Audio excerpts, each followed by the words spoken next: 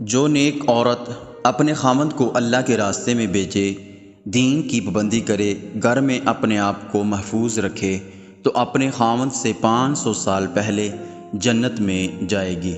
وہ 70,000 فرشتوں اور حوروں کی سردار ہوگی اور یاقوت کے گھوڑے پر بیٹھ کر اپنے خامند کا جنت کے دروازے پر انتظار اور استقبال کرے گی۔ نمبر 2، جنت میں آدمی اللہ کے دیدار کے لیے جائیں گے اور نیک پاک دامن عورت کو اللہ پاک خود آ کر اپنا دیدار کرائیں گے، بشرطیہ کہ یہ عورت پردے کے ساتھ اور تقوی والی زندگی گزارنے والی ہو۔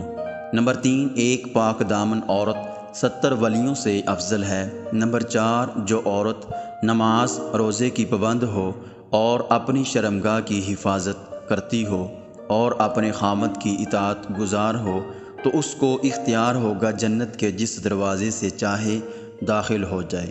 نمبر 5، جو عورت اپنے گھر میں اللہ کا ذکر کرتے ہوئے جھاڑو دے، اللہ تعالیٰ اس کو بیت اللہ میں جھاڑو دینے کا ثواب عطا فرمائے گا۔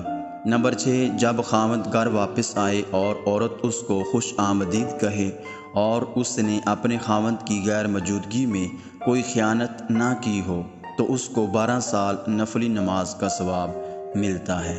نمبر 7، جب خامند پریشان گھر آئے اور اس کی بیوی اس کا استقبال کرے اور اس کو تسلی دے تو اس عورت کو اللہ تعالیٰ نصف جہاد کا ثواب عطا فرماتا ہے۔